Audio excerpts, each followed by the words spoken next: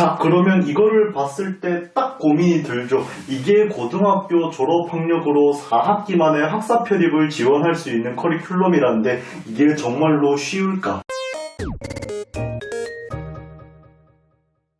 자, 그래서 오늘은 학점은행제로 편입을 했을 때 이게 정말로 쉬운가? 이거를 알아볼 건데요. 대학을 다니면서도 멀쩡하게 편입을 준비할 수 있는데 이것을 왜 학점은행제로 준비를 할까? 답은 하나밖에 없습니다. 그게 뭐냐? 꿀 빨려고. 대학교를 다니는 것보다 내가 영어나 수학 공부를 할 수 있는 시간도 많고 등록금도 싸고 빠르게 준비를 할 수 있으니까 학점은행제로 편입을 준비한다. 이렇게 보시면 되는데요.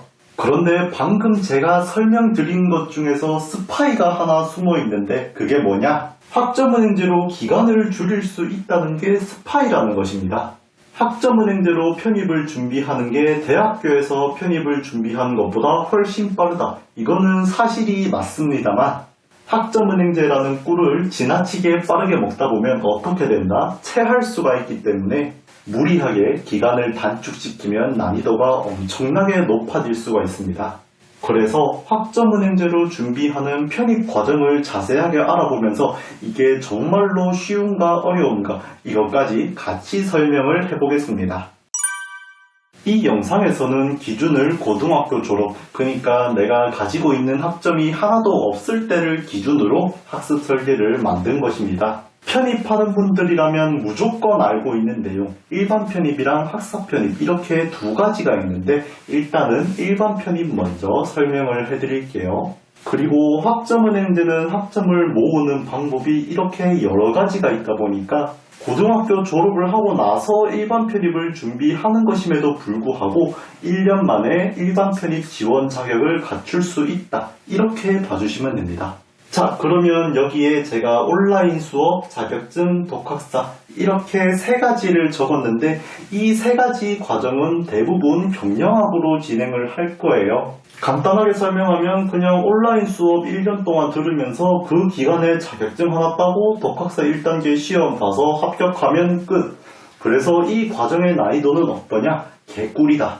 준비 기간이 2학기잖아요. 그러니까 지금부터 시작을 해서 내년 12월 전까지 이거를 전부 다 끝내면 된다는 거예요.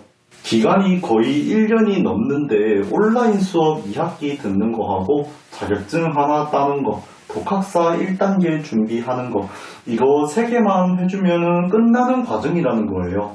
얼마나 쉽습니까? 그러면 제가 최종 학력을 고등학교 졸업부터 시작을 했을 때 이렇게 진행을 한다고 했는데 만약에 내가 자퇴를 해서 전적대 보유 학점이 있거나 소방안전관리자 1급 자격증이 내년부터는 8학점으로 바뀐다는 소문을 듣고 올해 소방안전관리자 1급을 땄다면 굳이 여기에 있는 모든 과정을 할 필요 없이 하나는 빼주셔도 된다는 것입니다. 얼마나 쉽습니까? 그러니까 고등학교 졸업학력으로 평균적으로 2학기가 걸리는데 이 2학기 동안 온라인 수업과 자격증, 독학사 이렇게 3가지만 병행을 해서 일반 편입을 지원하는 것은 굉장히 쉽고 편리하다는 것을 알면 됩니다. 여기에 나와 있는 커리큘럼이 고등학교 졸업을 하고 나서 4학기 만에 학사 편입을 지원할 수 있는 커리큘럼인데요. 커리큘럼은 플래너들마다 조금씩 다른 건 맞지만 여기 있는 커리큘럼이 제가 생각을 했을 때 소방안전관리자 1급 없이 가장 쉽게 준비를 할 수 있는 과정이라고 생각을 했기 때문에 이렇게 준비를 한 건데 자, 그러면 이거를 봤을 때 딱 고민이 들죠. 이게 고등학교 졸업학력으로 4학기 만에 학사 편입을 지원할 수 있는 커리큘럼이라는데 이게 정말로 쉬울까? 제가 생각했을 때는 4학기 과정이면은 여기에 나와 있는 거는 해볼만 하다라고 이야기를 하고 싶어요. 전공은 당연히 경영이겠죠. 매경 테스트 우수, CS 리더스 관리사 이런 게 들어가 있으면은 당연히 경영 전공으로 들어가게 되고 4학기 동안 온라인 수업으로 84학점, 매경 테스트 우수 18학점 이런 식으로 쭉쭉쭉 나열을 했는데 CS 리더스 워드 프로세서 1급 난이도 굉장히 쉬운 측에 속합니다. 여기서 조금만 공부를 해줘야 되는 거는 매경 테스트 우수랑 독학사 1단계 20학점을 받으려면은 5과목을 합격해야 되기 때문에 이거는 시간을 두고 조금은 공부를 해주는 게 좋아요. 그리고 독학사 2단계에서는 어떤 거를 보냐? 편입영어나 공인영어 둘 중 하나라도 준비를 하고 있다면 독학사 2단계에서 중급영어, 영문법 이렇게 2과목만 체크를 해주셔도 거의 프리패스급으로 합격을 할 수가 있기 때문에 10학점은 거저 가져갈 수 있다고 보시면 됩니다. 근데 설계를 세워준 대로 4학기 그대로 따라가면 너무너무 좋겠지만 학생들이 여기서 애로사항이 발생하는 게 뭐예요? 4학기 너무 길다는 거예요. 왜 그런지는 나도 모르겠어요. 일반 편입할 때 2학기 과정을 1학기로 줄여달라는 학생은 없거든요.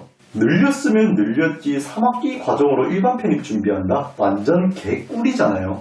근데 그거를 1학기로 단축시켜달라는 학생은 없는데 학사 편입 4학기를 2학기 또는 3학기로 줄여달라는 학생이 너무너무 많아요. 만약에 내가 4학기가 아니라 이거를 3학기나 2학기로 줄였어요. 그러면은 그만큼 내가 온라인 수업으로 들을 수 있는 학점이 부족해진다는 거잖아요. 이게 없어지면은 어디서 학점을 끌어와야 돼요? 자격증 지금 6학점, 4학점 난이도 굉장히 쉬운 거잖아요. 여기에 있는 자격증들의 난이도를 높여야 돼요. 아니면은 방금 걷어먹을 수 있는 독학사 2단계 과목을 다른 걸로 바꿔서 20학점, 30학점씩 가져와야 학사 편입이 가능하다는 거잖아요. 이러면 어떻게 돼요? 당연히 난이도가 올라갈 수밖에 없어. 근데 경영학이라도 내가 온라인 수업에서 학점을 뺐다면은 여기서 학점을 더 채워줘야 되는데 마땅히 해볼 만한 자격증이나 독학사가 없단 말이에요. 그러면 사람들이 가장 많이 안내를 하는 자격증이 뭐가 있어? 텔레마케팅 관리사. 텔레마케팅 관리사, 솔직히 제가 굉장히 싫어하는 자격증 중에서 하나거든요. 나는 이게 왜 쉽다고 말하는 건지 모르겠어. 텔레마케팅 관리사, 필기는 쉬운 게 맞아요. 필기는 쉬운 게 맞아. 근데 실기가 너무너무 어려워요. 10명이 시험 보잖아요. 필기는 웬만하면 붙어. 근데 여기서 실기 합격하는 사람들 몇 명일 것 같아요? 5명. 합격률이 50%란 말이야. 아니 합격률은 그렇다 치자 텔레마케팅 관리사 자격증에서 가장 문제되는 점이 뭐예요? 1년에 시험을 3번밖에 안 봐. 매경 테스트 1년에 8번 봐요. 소방안전관리자 1년도 아니야. 한 달에 한 번씩 보잖아요. 근데 텔레마케팅 관리사 실기 합격률이 50%인데 1년에 시험을 3번 본대. 이거 편입영어를 어떻게 공부해요? 그래서 내가 4학기 과정으로 이렇게 설계 세우는 거를 굉장히 좋아할 수밖에 없어요. 그런데 꼭 이거를 4학기가 너무 길다고 3학기, 2학기 하는 사람들이 있단 말이에요. 그러면 어떻게 돼? 당연히 난이도가 높아질 수밖에 없어. 난이도가 너무 높으면 어떻게 돼요? 중간에 일반 편입으로 전환을 하거나 아니면 중간에 포기를 하게 돼요. 그럴 거면 그냥 4학기 과정으로 이렇게 안전빵으로 하는 게 맞다는 거예요. 정리해 드릴게요. 진짜 고등학교 그냥 생 영학점부터 시작을 하는데 내가 2학기, 3학기 안에 학사 편입을 하고 싶다? 웬만하면 하지 마. 너무 어려워. 아니 봐, 온라인 수업으로 80학점을 얻을 수 있는 거를 40학점으로 줄여버리고 여기서 어디서 얻을 건데? 플래너들이 항상 이야기하는 게 있어. 텔레마케팅 관리사 들어가라고. 이거 진짜 어렵거든요. 내가 텔레마케팅 관리사를 해야 될 정도로 학점이 부족한데 기간까지 줄였다? 웬만하면 안 하는 게 맞아요. 차라리 방금 이야기했던 2학기 과정으로 일반 편입 한번 지원해보고 만약에 안 되면은 그때 1년 더 해서 학사 편입 진행하는 게 맞아. 그래서 고등학교 졸업하고 학사 편입은 뭐다? 난이도가 어려우니까 기간을 충분히 두고 공부를 하는 게 좋다. 자, 그래서 이렇게 학점은행제 편입이 어려운가에 대해서 자세히 알아봤는데 오늘 이야기한 내용은 학점은행제 편입을 생각하고 있다면 무조건 알아두는 게 좋다. 영학점부터 시작을 했을 때 일반 편입은 지원해도 괜찮다. 학사 편입 4학기로 하면은 괜찮다. 그런데 기간을 줄이면 줄일수록 난이도는 헬이다. 이렇게만 알고 진행을 해주셔도 충분히 좋은 결과 받을 수 있다. 라고 말씀을 드리고 싶어요. 오늘 제가 준비한 내용은 여기까지고요. 추가로 궁금한 게 있다면 언제든 댓글 남겨주셔서 저한테 이야기를 해주시면 제가 답변을 도와드리겠습니다. 다음에는 좀 더 좋은 주제로 찾아뵙도록 할게요. 그러면 오늘 수업은 여기까지.